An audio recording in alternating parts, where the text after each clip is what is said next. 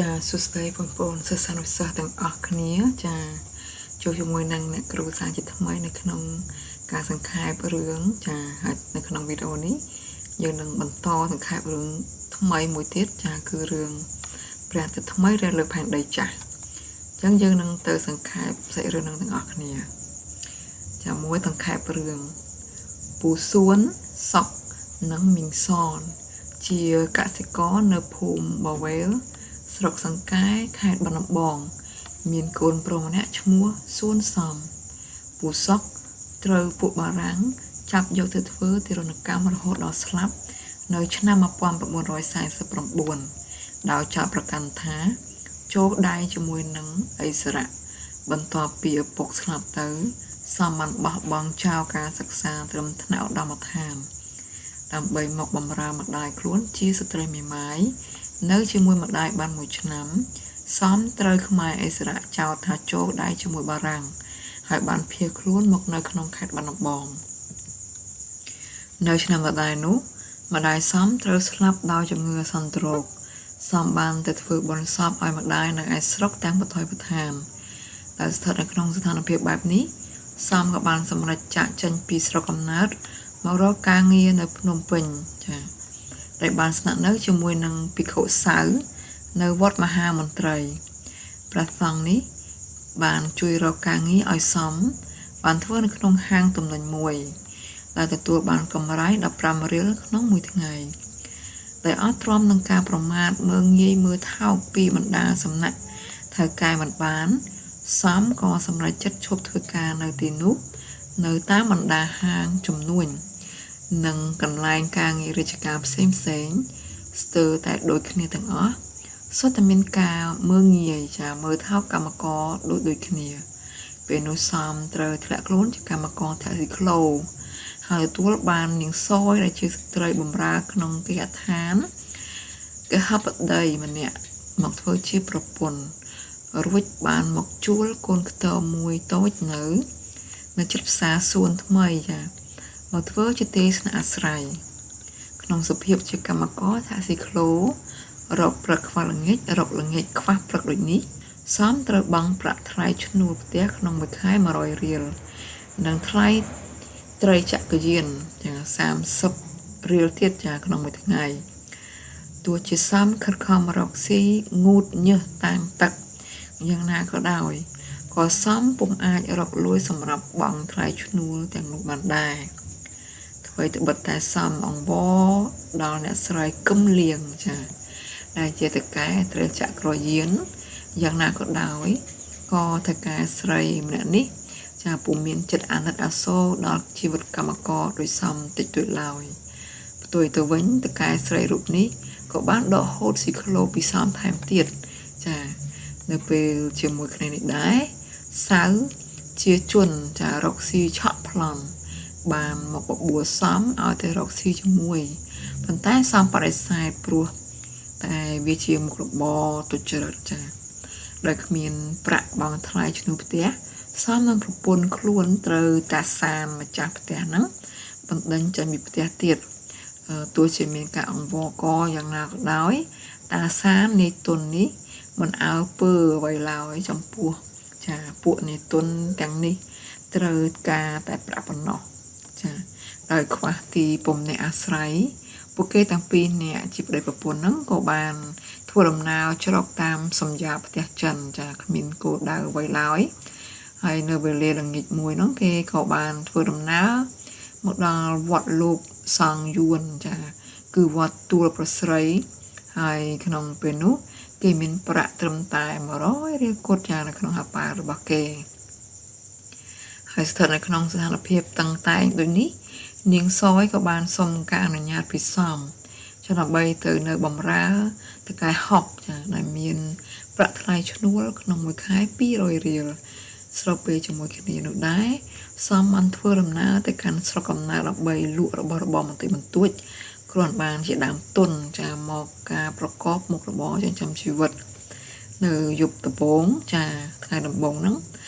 តកែហុកហ្នឹងក៏បានប្រើឧបាយកលនិងអំណាចដ៏ឈួតលីលាចាមកចាប់រំលោភចាលើនាងសយដែលជាប្រពន្ធរបស់សំនឹងឯងចា ដែលអត់ទ្រាំនឹងភាពឈឺចាប់ដោយសារព្រៃផ្សៃនេះតទៅទៀតបំបាននាងសយបានរត់ចេញពីផ្ទះតកែហុកចាមកស្នាក់នៅជាមួយនឹងនាយមីនិងនាងមុំដែលជាសម្លាញ់របស់ខ្លួនវិញក្រោយពេលត្រឡប់មកពីខេត្តបាត់ដំបងវិញដោយបានដឹងថាមានរឿងនៅសានអាម៉ាស់បែបនេះកើតឡើងសំបានសម្រេចចិត្តទៅសម្លាប់តកែហុកចាដើម្បីសងជំងឺចិត្តឲ្យប្រពន្ធរបស់ខ្លួនទោះជាមានការអង្វរកពីប្រពន្ធរបស់ខ្លួនយ៉ាងណាក៏ដោយក៏សំពុំអើពើអ្វីដែរចាអ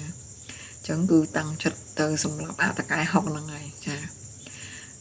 ដោយសារអបាយកលរបស់នីតុននិងដោយសារអំណាចទឹកប្រាក់ចា10000រៀលបានធ្វើឲ្យសំត្រូវគេវាយយ៉ាងដំណំនិងត្រូវជាប់គុកចំនួន3ខែទៀតចានៅក្នុងគុកទៀតសោតដោយអំណាចទឹកប្រាក់របស់ហ៊ីហួរ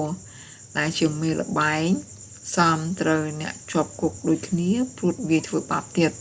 ពេលចេញពីគុកមកវិញសំបានមករស់នៅជាមួយនឹងនាយសយនៅផ្ទះម៉ៃជាបន្តទៀតដោយបន្តមុខរបរជាអ្នកតាក់ស៊ីក្លូដូចដើមវិញនៅវេលាយប់មួយសំបានរថយន្ត Jeep មួយគ្រឿងចាបើកបុកយ៉ាងធ្ងន់បណ្ដាលឲ្យទទួលរងនៅគ្រោះថ្នាក់យ៉ាងដំណំក្រោយពីបានជាសះស្បើយមកសំក៏បានមកធ្វើជាកម្មករបម្រើការងារនៅក្នុងរោងចក្រសាប៊ូដែលទទួលបាននៅប្រាក់កម្រៃមួយយ៉ាងចាសមរម្យដែរគឺមួយថ្ងៃ30រៀលដោយសារការខិតខំប្រឹងប្រែងរបស់ខ្លួនចាសំត្រូវបានឡើងឋានៈជាកពរ៉ាល់ហើយបានមកនៅក្នុងរោងចក្រជាមួយនឹងប្រពន្ធរបស់ខ្លួនហើយសំនិងសេងហុងជាអ្នកចាត់ការថ្មីយ៉ាងបណ្ដេញឲ្យឈប់ធ្វើការហើយពេលនោះសំក៏បាននាំប្រពន្ធរបស់ខ្លួនត្រឡប់មករស់នៅជាមួយនឹងនាយមីវិញដោយបន្តមុខរបរជាអ្នកតាក់ស៊ីក្លូបន្តទៀតចាក្រោយមកគេក៏បានចូលបម្រើការងារលីសៃនៅមាត់ទន្លេចាតែត្រូវគេមើងងាយមើលថោកនិងបញ្ឈប់ការងារទៀតដោយគ្មានលទ្ធភាពបម្រើការងារនៅតាមហាងនិងរោងចក្រនានាបានសំបានផ្ដើមគំនិតបង្កើតជាសមាគមសម្ងាត់មួយដើម្បីជាប្រយោជន៍ដល់កម្មករទាំងអស់គ្នាក្នុងនោះសំមានមុខងារជាប្រធានសមាគមស្របពេលជាមួយគ្នានោះប្រទេសកម្ពុជាត្រូវមានការបោះឆ្នោតជ្រើសរើសតំណាងរាស្ត្រពេលនោះក៏មានអ្នកនយោបាយពីរនាក់មកនិយាយអង្វរសំសូមឲ្យសំអាណិតមេត្តាខ្លួនឲ្យបានជាប់ឆ្នោតជាតំណាងរាស្ត្រដោយបានសន្យាថាក្រោយពីខ្លួនជាប់ជាតំណាងរាស្ត្រហើយគេនឹងជួយពួកកម្មករឲ្យពេញសមត្ថភាពគេនឹងតវ៉ារាជរដ្ឋាភិបាលឲ្យជួយលើកស្ទួយជីវភាពកម្មករឲ្យបានស្រួលដូចជាតវ៉ាម្ចាស់ត្រីចក្រយានឲ្យយកថ្លៃឈ្នួលថោកជួយជ្រោមជ្រែងពួកកម្មករឲ្យមានផ្ទះនៅមានភ្លើងមានម៉ាស៊ីនប្រើប្រាស់ជាដើមក្រោយពីបានសម្រេចបំណងហើយអ្នកនយោបាយបោកប្រាស់នោះគេក៏បានភ្លេចអស់នៅអ្វីៗដែលបានសន្យាជាមួយពួកកម្មករហើយគេថែមទាំងបានបោះបង់ចោលនៅសមាគមនេះទៀតផងទីបំផុតសមាគមនេះត្រូវរលាយរូបទីស្នាក់ការសមាគមត្រូវគេដកជួលឲ្យចិនយួនដែលហ៊ានឲ្យថ្លៃឈ្នួលខ្ពស់សំត្រូវទៅជួលកូនខ្ទមដែលនៅឆ្ងាយពីទីក្រុងដែលពួកនីតុនបានចាប់ដីថ្មីទុកសំនៅតែធាក់ស៊ីក្លូដដែលពីមួយថ្ងៃទៅមួយថ្ងៃកម្លាំងកាន់តែទ្រុឌទ្រោមទៅប្រាក់ក៏គ្មាននៅវេលាយប់មួយនៅពេលដែលសំកំពុងធាក់ស៊ីក្លូដោយធម្មតាដើម្បីសន្សំលុយទុកនៅពេលប្រពន្ធឆ្លងទន្លេស្រាប់តែជួបអ្នកលេងហើយប្លន់លុយពីសំតែសំគ្មានលុយក៏ត្រូវបានពួកនេះធ្វើបាបគ្មានថ្លៃប្រណីពេលប្រពន្ធឈឺពោះដោយមិនអាចទៅមន្ទីរពេទ្យបានសំបានទៅពឹងគ្រូពេទ្យនៅរាឲ្យជួយសង្គ្រោះនាងតែគ្រូពេទ្យមិនអាចជួយបានព្រោះគ្មានប្រាក់1000ជាកម្រៃដល់គាត់ទីបំផុតប្រពន្ធចានាងសយហ្នឹងក៏ត្រូវបានបាត់បង់ជីវិតទោះជាមានការជ្រុំជ្រែងពីសំណាក់យាយប៉ោងយាយប៉ះនិងសានយ៉ាងណាក៏ដោយសំរស់នៅតែតោប្រពន្ធក៏ស្លាប់ប្រាក់ក៏គ្មានស៊ីក្លូក៏គេដកហូតពេលនោះសំក៏ដាច់ចិត្តទៅពឹងពាក់លោកយាយដែលជាអ្នក ធ្លាប់ពឹងពាក់ខ្លួនពីលើកមុនឥឡូវបានជាប់ឆ្នោតជាតំណាងរាស្ត្រព្រមទាំងមានស៊ីក្លូជួធាក់ទៀតផងតែលោកយាយបានជាធ្វើមិនស្គាល់ចាហើយថែមទាំងមិនឲ្យស៊ីក្លូជួធាក់ទៀតព្រោះគ្មានប្រាក់កក់សំត្រូវជាប់គុកព្រោះអនាថានៅពេលចេញពីគុកមកវិញសំក៏ត្រូវអត់បាយពី3ថ្ងៃផឹកតែទឹកម៉ាស៊ីនតាមចិញ្ចើមខ្នល់ព្រោះគ្មានលុយស្ថិតក្នុងសភាពតច្រកដូចនេះសំក៏ដាច់ចិត្តឆក់កាបូបពីបរោះ2នាក់ចាប់ប្តីប្រពន្ធតែទើបនឹងចេញពីរោងភាពយន្តសំបានរួចខ្លួនពីការដេញចាប់ហើយក៏បានយកប្រាក់ដែលឆក់បាននោះទៅទិញអាហារបរិភោគយ៉ាងឆ្អែតឆ្អល់រួចក៏ត្រឡប់ទៅផ្ទះមីវិញគឺតាំងពីអ្នកក៏បានពិគ្រោះគ្នាថាអំពើនេះគឺជាប្រការមួយមិនល្អបើសិនជាការយករបស់នោះទៅឲ្យម្ចាស់គេវិញនោះគង់នឹងមានការអនុគ្រោះពីម្ចាស់របស់ជាពំខានផ្ទុយទៅវិញសំបែរជាត្រូវម្ចាស់ទ្រព្យនោះចាគឺលោកអញ្ញាសម្បូរសម្បត្តិធ្វើបាបនឹងឲ្យប៉ូលីសចាប់ដាក់គុកអស់6ខែទៀតណាវេទនាណាចាចេញពីគុកសំត្រូវឡានរដ្ឋមន្ត្រីបុកចាហើយរដ្ឋមន្ត្រីក្មេងរូបនេះបានយកចិត្តទុកដាក់ជួយសង្គ្រោះសំរួចយកសំទៅបម្រើការងារនៅផ្ទះរបស់ខ្លួន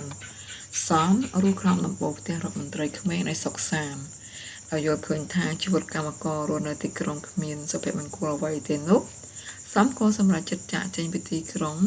មកប្រកបរបរជាកសិករវិញ3ឆ្នាំដំបូងគាត់ខិតខំបង្កបង្កើនផលតែមិនបានទទួលផលព្រោះគាត់ធ្វើស្រែប្រវាស់មេឃចាសំត្រូវជាប់ឆ្នោតជាមេឃុំនាសម័យសង្គមរាស្ត្រនិយមក្នុងនាមប្រធានគណៈកម្មការកងឃុំ